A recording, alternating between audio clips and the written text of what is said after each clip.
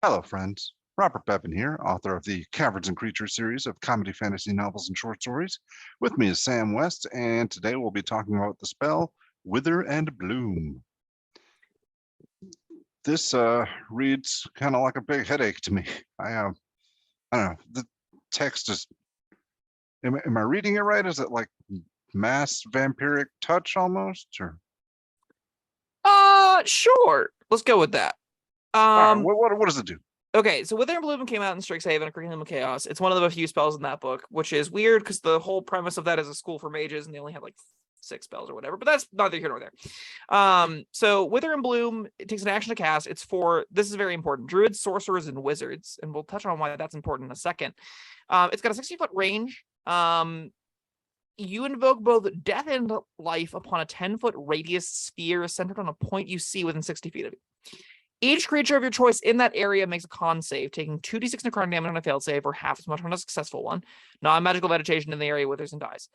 In addition, one creature of your choice in that area can spend hit dice and roll one of its unspent hit dice and regain a number of hit points equal to that plus your spellcasting modifier. So again, each creature of your choice within the area makes a con save or takes damage, and then a creature of your choice gets to spend a hit dice. At higher levels, the damage increases by a d6, and creatures can spend more hit dice to heal. One for each spell level upcast. Sure.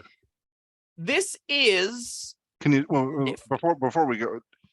Can you split those hit dice up among multiple creatures, or when you upcast the spell, number of hit dice that can be spent and added to the healing roll increases by 1 slot for each above the second. No, so it's one creature of your choice gets to spend the hit dice, and they can spend more hit dice if you upcast it. Yeah. All right, go on. You're saying.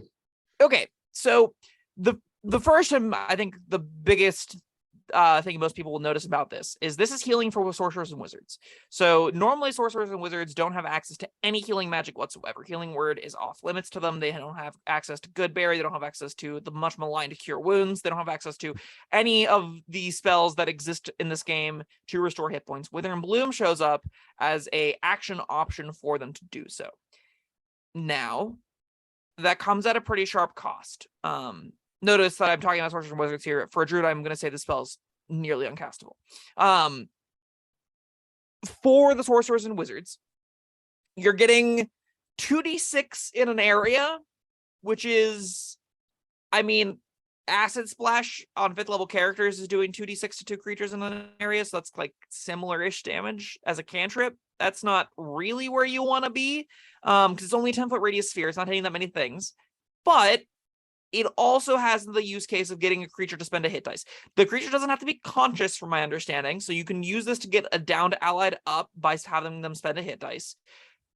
And that's really big. Attaching that to area of effect damage means you're both simultaneously bringing down creatures that are actively killing your ally and getting your ally off 0 to fight back.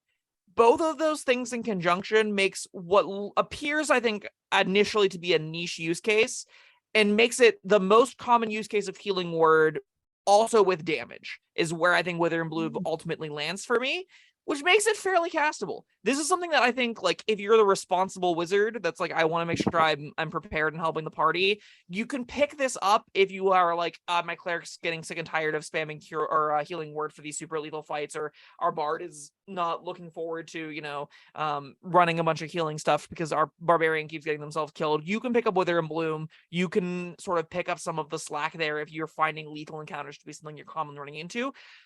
And also, you're not finding that you're spending all of your hit dice, which, if we're going to be honest, 90% of tables aren't spending all their hit dice. 90% of tables aren't taking that many short rests.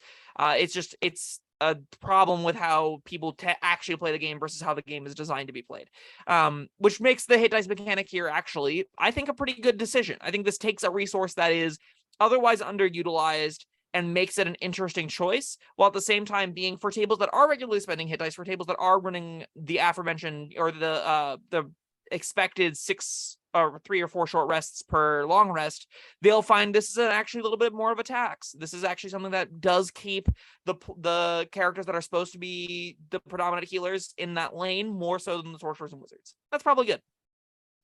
Yeah, I don't know. I can see what you're saying in this scenario where 2 guys have just beaten the fighter to death or whatever, but the cleric doesn't feel like healing him is not really justification for me taking this. Sure, this is something that, like, if you're in a healerless party, this will Yeah. feel something good to pick up. The thing about druids and sorcerers is they have Find Familiar, and Find Familiar can do a lot of cool stuff, including deliver health potions Yeah. and good berries. So that's where I typically go towards my healing whenever I'm playing sorcerer wizards. If I need it, I will have my familiar deal with that instead. I still think that even if you have healing casters that are supporting you, even if you have, like I said, the bard, like I said, the cleric, a lot of times your cleric's gonna be like a Tempest Domain cleric running in there with a big old hammer and smashing things to pieces, trying to do a bunch of damage. A lot of times there'll be people that want to fill out more of a supportive role as the wizard, or aren't necessarily interested in doing the big explosive damage thing. It's not really in their character concept. And I think those are the wizards that are going to very quickly be like, oh yeah, Wither Bloom's absolutely something I'm interested in picking up. It's a more of a supportive wizard option. I'm going to say if you're a sorcerer, this is still kind of hard to take because sorcerers don't get that many spells. So the ones you take have to be something you want to very frequently use. And I don't think you very frequently want to be casting this. I think you want to be casting this, again, in the situation where it's, shit, the only healer, the cleric that is also our front line, has gone down and while surrounded by 3 gnolls, Wither and Bloom them back up, and then we'll get them out of there, right? That's where I think this spell is at its best. Or I think that's where it's the only place it's castable. But this is so weird. I feel like our roles are reversed. You're defending this, and I'm baffled. It's look, I'm going to play the part of Sam and say, if you if you want to heal, healing word. If you want to do some damage, use a better spell. But I just don't think this is a combination you really need. So I will say this, as someone that has run a lot of monsters, when I say a lot of monsters, I don't mean to say that I've run a tremendous amount of specific monsters, though I have. I mean, I've run encounters that run 40 monsters, right? Mm-hmm. As a DM, I can only handle so much mental load, which means the vast majority of the time, if you're seeing monsters that are more than 3 or 4, they have 5, 10, 15, and 20 hit points, because Lord knows I'm not tracking them, and I'm just waiting for them to take that instance of damage for them to die. It's easy for my brain to handle. A lot of things I've run, they have 1 hit point, because the intention goal is they eat a hit, they eat an area of effect spell, they have something to that effect. 4th edition had a lot of these kinds of mechanics with minions. I think they're great for DMs to make more complex, engaging encounters with. If you are looking in scenarios, there's an amount of damage you need to hit for area effect damage to make it worth it. And that often is the amount that kills low CR creatures that are common minions. Mm-hmm. That's around 2d6. It's close. I would like it to be slightly higher. Again, I like Burning Hands because it's very consistent at doing that. It's very consistent at killing the kobolds, very consistent at killing the goblins.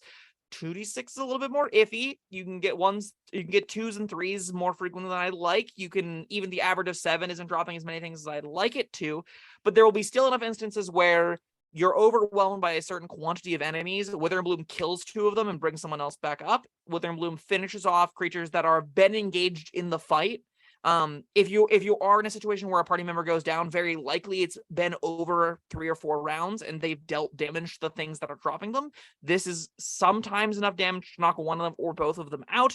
And in all of those circumstances, that is way better than Healing Word. Like, Healing Word just gets them up and they get knocked right back down as a real outcome that happens sometimes. And that means you probably shouldn't even be Healing Word there. You probably should be looking to get them out in a different method. With the case of Wither and Bloom, you have a little bit more of an option where more scenarios are able to be gotten out of. Now, that's not justification for taking it over Healing Word. Healing Word's way cheaper. You get your action when you're casting Healing Word. It's better than this spell. No questions asked whenever it comes to utility of healing. For classes without it, Wither and Bloom is doing something else too, and that makes it slightly more notable, and that makes it something that I think is a good differentiator between the classes with Healing Word and the classes without it. And I think, while you're right, most of the time I would rather just be like, if I'm going to kill the things, I just want a Burning Hands or a Flaming Sphere or a Fire Off Scorching Ray. Give me a better 2nd level damage spell than this. If your goal is to kill things, you're absolutely correct. There will be plenty of fights where Scorching Ray is going to kill one creature and do as much damage to the 2d6 to the other, and that's going to be better than killing neither of them. Guarantee it. There will also be a good number of times where you will kill both the things you're looking to have them be around and get a creature off 0 to continue the fight. And that's very important when it does come up. And for that reason, I think Wither and Bloom justifies its existence. And it's something that, again, as a wizard, you probably can spare if you're trying to be more of the supportive character. All right. Normally you sell me. Not this This time. time I'm not convinced. That's fair. Yeah. I think you would probably have to see it in play to get a better grip of it. I've seen it in play like once or twice, and I've been like, yeah, it's been great both times that I've seen it cast. I mean, I have been in that situation where it would have been really handy, but I don't know, just something doesn't feel right about the spell. I don't know. Fair. Yeah, I just want a better damage spell. That I think that's But, entirely reasonable. I do think there are people out there though that don't, and for those Yeah. people, there are a good number of players that really do just want to sit down and be a supportive character.